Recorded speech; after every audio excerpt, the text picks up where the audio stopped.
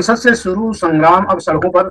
146 विपक्षी संसद सदस्यों को निष्कासित करने के बाद विपक्ष डेमोक्रेसी बचाओ नाम से आंदोलित है और आज पूरे देश भर में विपक्ष ने उसके लिए धरने प्रदर्शन किए और दिल्ली के जंतर मंतर भी हुआ। वहाँ पे विपक्ष के सारे नेता इकट्ठे हुए। इसके साथ साथ प्रधानमंत्री जी का एक इंटरव्यू भी छपा है। इन सब पे इस वीडियो के माध्यम से चर्चा होगी। आपसे अनुरोध है कि अगर आप इस चैनल पर नए हैं तो इसमें आगे बढ़ने से पहले आप इस चैनल को सब्सक्राइब करें और बेल का आइकन भी दबाएं। आप देख रहे हैं ये मेम दस्तावेज। देश भर में इंडिया गठबंधन का विरोध प्रदर्शन। संसद के दोनों सदनों से 146 विपक्षी सदस्यों के निलंबन के खिलाफ विपक्षी गठबंधन इंडिया देश भर में विरोध प्रदर्शन कर रहा है।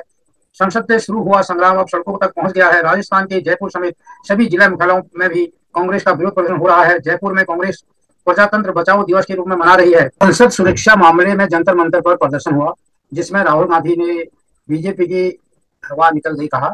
संसद सुरक्षा मामले में निलंबित हुए 146 विपक्षी सांसदों के निलंबन के खिलाफ लोकतंत्र बचाओ प्रदर्शन के नाम पर उन्होंने वहां पर प्रदर्शन किया जिसमें कांग्रेस के अध्यक्ष मल्लिकार्जुन खड़गे, राहुल गांधी, शरद पवार समेत विपक्षी पार्टियों के कई नेता मौजूद रहे। इस अवसर पर राहुल गांधी ने कहा कि जो लोग खुद के देशभक्त होने का दावा करते हैं उनकी हवा निकल गई। कांग्रेस अध्यक्ष मल्लिकार्जुन खड़गे ने कहा कि मोदी शाह ने संविधान डेमोक्रेसी को खत्म करने का प्लान बनाया है। पार्लियामेंट हाउस में 3 युवा जंप करते हुए हम सबने देखा, थोड़ा धुआं फैलाया, बीजेपी के सांसद सब भाग लिए। वो अलग बात है जो अपने आप को देशभक्त कहते हैं वो तीर आपको नहीं दिखा, वो हमें दिख रहा था पीछे। सवाल ये सबसे पहली बात कैसे आए? सिक्योरिटी ब्रीच की बात हुई, सही है। अंदर कैसे आए? पार्लियामेंट के अंदर तो गैस का सिलेंडर ले आए। अगर गैस का सिलेंडर ला सकते थे तो कुछ और भी ला सकते थे। सिक्योरिटी ब्रीच का सवाल तो है, मगर दूसरा सवाल भी है उन्होंने ये प्रोटेस्ट क्यों करी? उसका कारण क्या था? बेरोजगारी, देश में भयंकर बेरोजगारी। इस देश का युवा आज, मैंने किसी ने कहा काम करो, एक छोटा सा सर्वे करो, किसी शहर में चले जाओ, छोटा सा सर्वे करो, पता लगाओ कि हमारे जो युवा हैं हिंदुस्तान के, भैया कह दो, हिंदुस्तान के जो युवा हैं ये जो आपने सेलफोन पकड़ रखे हैं, इसमें दिन में कितना घंटा इंस्टाग्राम पे, फेसबुक पे, ट्विटर पे कितने घंटे रहते हैं? मैंने ये सवाल पूछा और छोटी सी सर्वे करा दी, कोई बड़ी सर्वे नहीं, कुछ चेक करने के लिए। मैं हैरान हो गया। 7.5 घंटे जवाब मिला, 7.5 घंटे। इस वीडियो में मोदी जी का जो इंटरव्यू हुआ छपा है उसकी विस्तृत समीक्षा की गई है। आज के ये पेज नंबर 62 पे इन्होंने अपने सिस्टम के अनुसार फाइनेंशियल टाइम्स में जो मोदी जी ने इंट्रोड्यूस किया है उसको प्रूव करते हुए किया और उसमें लिखा इसकी हेडिंग है compare India with democracy not China. अक्सर ये होता है ना कि हम भी करते हैं कि भाई चाइना का डेवलपमेंट 1980 से जो रास्ता उन्होंने किया वो अद्भुत और 8-9% एवरेज ग्रोथ रेट से और कई बार 11-12% और चाइना तेजी से निकल और उसका रास्ता भी बिल्कुल अलग रहा। आज वो कहाँ है? हमसे 5 गुना जीडीपी वॉल्यूम में, पर कैपिटा इनकम में आगे है, ह्यूमन डेवलपमेंट पे आगे है, न्यूट्रिशन लेवल पे आगे है। भारत कहीं नहीं। तो होता है कि चाइना से क्यों होता है? वो तो डेमोक्रेसी है ही नहीं। तो मोदी जी ने क्या कहा? Compare India with democracy not China. कि भारत को आप प्रजातंत्र से तुलना कीजिए। अब मोदी जी आप बताइए किस प्रजातंत्र से करें? आप एक प्रजातंत्र, असली प्रजातंत्र बता दीजिए जिसे हम तुलना करें और उसमें भारत आगे एक प्रजातंत्र बता दीजिए। कौन सा? अमेरिका का सबसे पुराना प्रजातंत्र, इंग्लैंड का जो सबसे पुराना पार्लियामेंट्री सिस्टम, जिसमें किसी की भी आय पर कैपिटा इनकम आपके 10 गुना से कम हो तो बता दीजिए। जापान, चीन, किसका प्रति व्यक्ति आय आपसे कम है? आप माल न्यूट्रिशन में सोमालिया के स्तर पे हैं, सोमालिया के स्तर पे। आज ही के अखबार में ये आया है, मध्य प्रदेश, महाराष्ट्र समेत 7 राज्यों में जिसमें बीजेपी के राज्य में 40 से अधिक बच्चे टिकनेपन के शिकार। और ये टिकना क्यों होता है? ये माल न्यूट्रिशन से होता है। तो मोदी जी ने कहा कि ये तो बिल्कुल गलत बात है और आप तुलना कीजिए तो डेमोक्रेसी से कीजिए। किससे करें? भूटान आपसे बेहतर है, श्रीलंका ह्यूमन डेवलपमेंट में बेहतर। तो खैर इस पे आपको बात में आएंगे। आप मोदी जी के जवाब से तो उन्होंने कहा कि साहब ये डेमोक्रेसी से तुलना कीजिए। चलिए साहब, बड़ी अच्छी बात है, आप डेमोक्रेसी से ही तुलना करेंगे। हाँ बिल्कुल, जैसा कह रहे हैं हम वैसे ही करेंगे। अब इसके बाद आगे देखिए, उनसे सवाल किया गया कि आप यहाँ जॉब्स की भयंकर कमी है, आप जॉब नहीं दे पा रहे हैं। जब ये सवाल था नीचे के स्तर पर घुसखोरी है और कई ऐसी दिखते हैं जिससे विकास नहीं हो रहा है, तो मोदी जी का जवाब था आप क्या बात करते हैं? मेरे यहाँ विकास, आज भारत को माना गया है कि सबसे तेज विकास करने वाला देश है। जरा सोचिए, मोदी जी कह रहे हैं कि भारत सबसे तेज विकास करने वाला देश, ऐसे ही थोड़ी है। अगर यहाँ पे बेरोजगारी होती, अगर यहाँ पे भूखमरी होती, अगर यहाँ पे करप्शन होता, तो क्या भारत इतनी तेजी से विकास करता? मोदी जी, क्या आपको किसी ने बताया नहीं है, आपके इकोनॉमिक्स ने, फाइनेंस मिनिस्टर ने, फाइनेंस सेक्रेटरी ने, कि विकास दो तरह के होते हैं। एक जॉबलेस ग्रोथ होती है, जिसमें अडानी का तो पैसा बढ़ता है, जिससे जीडीपी बढ़ जाती है, लेकिन जॉब्स नहीं होते। सीएमआई की रिपोर्ट है, ईएलएफएस का सर्वे है, periodic labour force survey, Bharat में भयंकर बेरोजगारी, भयंकर बेरोजगारी। लोग निराश होकर घरों में बैठ जा रहे हैं कि रोजगार तो मिलेगा, और ये बेरोजगारी कोई साधारण नहीं है। दुनिया में इस तरह की बेरोजगारी कभी प्रजातंत्रों में है जिसकी बात मोदी जी आप कर रहे हैं। तो इस बेरोजगारी को मोदी जी ने कैसे कहा? कमाल है साहब, अगर ये बेरोजगारी है तो आप आंकड़ों में देखिए, आंकड़ों में पहले से बेहतर हुआ है। इस समय भारत में क्या होता है कि अगर मान लीजिए कि आप ग्रोथ रेट आपके पॉपुलेशन की तो ज्यादा है, हर साल 2 करोड़ लोग जॉब मार्केट में आ जाते हैं, और आपने 15 लाख लोगों को जॉब दे दिया है, तो देखने में तो आंकड़े में बढ़ जाएगा। लेकिन 2 करोड़ जो बड़े हैं, आपको हटा के जो नंबर दे दीजिए संख्या, जैसे आपने कोरोना में किया था टीका लगाने वाले मामले में, कि संख्या बताना शुरू किया, परसेंटेज बताना नहीं शुरू किया। तो मोदी जी ने बड़ी खूबसूरती से उसको कहा कि नहीं, आंकड़ों को आप संख्या देखिए, संख्या तो बढ़ है। प्रतिशत में 39%, इस समय पीएलएफएस के सर्वे में कहा गया है कि 39% लोग जॉब से बाहर, जॉब में है। मतलब ये हालत होती है कि जॉब सीकर्स होते हैं, 15 साल से 60 साल की उम्र के जो लोग हैं, जो जॉब के लायक है, उनमें से कितने लोग जॉब मार्केट में आए, और उसमें से कितने परसेंट को जॉब्स मिली, और कितने निराश होकर चले, ये इसमें डिपेंड करता है। तो मोदी जी एब्सोल्यूट आंकड़े दे रहे हैं, प्रतिशत में बताते थे। अगला उन्होंने कहा, जब कहा गया कि भाई भारत में इसलिए नहीं है कि स्किल गैप, आप उनको स्किल्स नहीं दे रहे हैं जिससे कि इंडस्ट्रीज उनको दे सके, तो खास करके हायर स्किल की दिक्कत नहीं है। तो मोदी जी ने फौरन नाम दिया इंदिरा नूरी का, मोदी जी ने सुंदर पिचाई का नाम दिया। जरा सोचिए, कहा कि इतने बड़े बड़े लोग, दुनिया के बड़े बड़े कॉर्पोरेट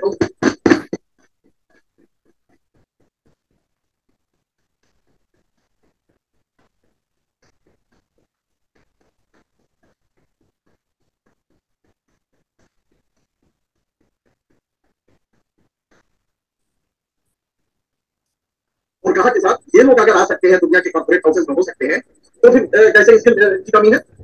ये कह के मोदी जी ने इसको घुमा के इसको ये सवाल। अब एक अगला सवाल था कि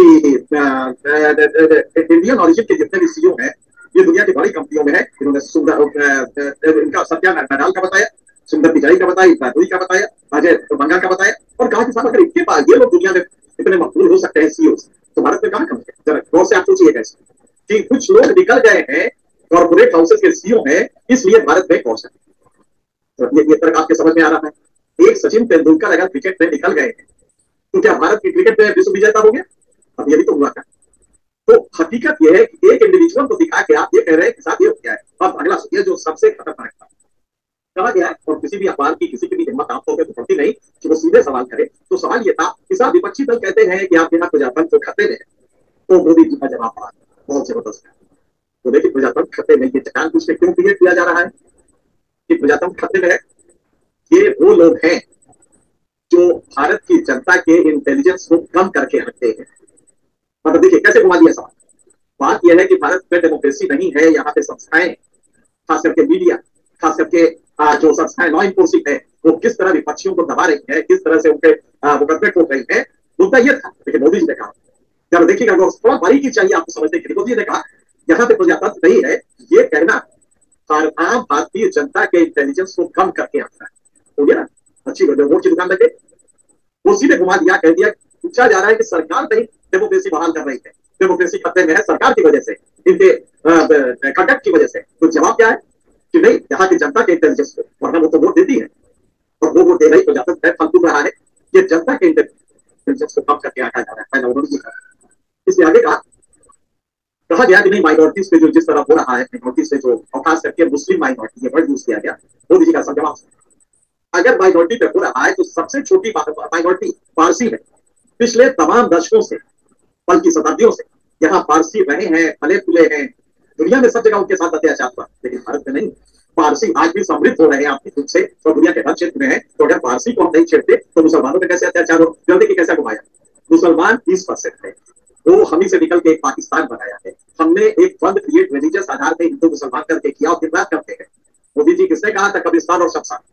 अभी चुनाव में किसने इसका नाम दिया था? बार बार में राजस्थान के दर्जी का नाम किसने लिया था, लेकिन मोदी जी ने उसको घुमा के कितनी खूबसूरती से कहा।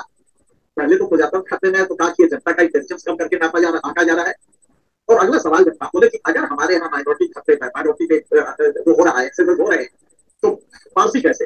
अरे पारसी 4 हैं, पारसी की संख्या कितनी है? पारसियों से लड़ाई है कि आपने कब अपने चुनाव भाषण में पारसियों के खिलाफ कुछ बोला था? लेकिन मुसलमानों को लेकर जिस तरह से कब्रिस्तान और शमशान तय किया गया, क्या वो किसी को मालूम नहीं है? लेकिन मोदी जी वास्तव में जनता की इंटेलिजेंस को बहुत कम आते हैं, लिहाजा उन्होंने घुमा के कहा हमारे यहाँ पारसी पल तुल रहे, तो जब पारसी पल तुल रहे तो मुसलमान क्यों नहीं पले तुले? कहीं कभी आंकड़े देखे हैं? मुसलमान अब स्कूल पढ़ने नहीं जा रहा है। आप ही क्या सबसे ज्यादा गुजरात में मुसलमान इंटरमीडिएट में उनका इन्वॉल्वमेंट सबसे ज्यादा कम हुआ है तो गुजरात में हुआ है। सबसे ज्यादा बीजेपी रूल स्टेट्स में हुआ है। सबसे ज्यादा अगर पढ़ा है तो वो पश्चिम बंगाल में और केरल में पढ़ा है। मोदी जी इंटेलिजेंस तो आप जनता का कम करके आंक रहे हैं। तो दूसरा मोदी जी का ये था। फिर आप मोदी जी से कि ये जो जवाब आपने दिया है ये क्या कुतर्क नहीं है? 20 करोड़ मुसलमान पूछा जा रहा है, उनके साथ ये सब कुछ हो रहा है, तो आपका जवाब है कि पारसियों के साथ कुछ नहीं हो रहा है। पारसी के साथ क्यों होगा? आप कब चुनाव में पारसियों को लाते हैं? उनका तो वोट ही नहीं है, थोड़ा बहुत है, उसकी आप कोई परवाह नहीं करते। लिहाजा पारसियों पे लाके आपने कुतर्क कितना बढ़िया करते हैं। अब जरा सोचिए मोदी जी का तर्क कितना कमजोर होता है कभी कभी कि देख के हंसी आती है। तो मोदी जी क्या सच में तर्क जानते होते हैं कि सही तर्क क्या होता है? आप जरा मोदी जी को आज ही क्या पढ़ते, ये खास कर है ये आप अगर देखें तो ये यहाँ पे आकर आपको दिखाई देगा। और इसमें कहा गया है मध्य प्रदेश, महाराष्ट्र समेत 7 राज्यों में 40% से अधिक बच्चे टिकने पर के शिकार है। इसके पहले एनएफएचएस राउंड 5 के भारत सरकार का स्वास्थ्य मंत्रालय का, सरकार के स्वास्थ्य मंत्रालय का ये सर्वे है जिसमें ये दिखाया गया है। और मोदी जी को ये समझ में नहीं आ सकता कि आपके यहाँ कुपोषण भयंकर। जब ये सर्वे में एनएफएचएस के आता है 5th राउंड के सर्वे में, तो उसके सर्वे करने वाले जो हेड कर रहे थे जो दुनिया के जाने माने थे, आज फिर आपका सर्वे चीख चीख के यही बात कह रहा है। कौन कौन 7 राज्य है? मध्य प्रदेश, महाराष्ट्र, उत्तर प्रदेश, बिहार, गुजरात, लक्षद्वीप, दादर नगर हवेली। और यहाँ पे कुपोषण की हालत है, यहाँ पे बच्चे तिगड़े हो रहे हैं और भारत महान होता जा रहा है, जीडीपी में 5वें नंबर पे आता जा रहा है। तो दूसरा अब आप देखिए ये मोदी जी की स्टाइल सबने दरअसल मजा ये आ रहा है और चिंता भी हो रही है कि इस देश में तर्क वगैरह रखने वाले लोगों में रहेगा भी नहीं। हमें चिंता इस बात की है कि तर्क कोई तर्क से कोई बात नहीं करेगा, तर्क इमोशन से एकदम लवरेज रहेगा बात करने के लिए। अब ये टाइम्स ऑफ इंडिया का पेज नंबर 14 का ये है वाइस प्रेसिडेंट महोदय, पेज नंबर 14 के देते हैं। ये हेडिंग है missing PC Singhvi and सिपल। Vice president जो कि राज्यसभा के सभापति हैं, मध्यम सभापति, राज्यसभा के सभापति महोदय थे और पूरे पार्लियामेंट से लोकसभा स्पीकर ने, राज्यसभा के सभापति ने विपक्ष को निकाल के बाहर कर दिया। और वाइस प्रेसिडेंट महोदय को, मतलब राज्यसभा के सभापति महोदय को बहुत दुख है, बहुत दुख है। फिर बताइए इतने बड़े बड़े बिल आए थे और चिदम्बरम साहब भी नहीं थे, कपिल सिब्बल भी नहीं थे, अभिषेक मनु सिंघवी भी नहीं थे। कितना दुख होता है उनको। हमारे राजदूत राष्ट्रपति जी को बहुत दुख था कि ये लोग भी नहीं थे। अरे महोदय आपने उनके लोगों को, पार्टी के लोगों को निकाल के बाहर कर दिया, निलंबित सेशन से कर दिया। तो क्या ताली बजाने के लिए बैठे आपके? वो 3 लोग ताली बजाने के लिए आपके यहाँ बैठे थे, चिदम्बरम और कपिल सिब्बल और अभिषेक मनु सिंघवी।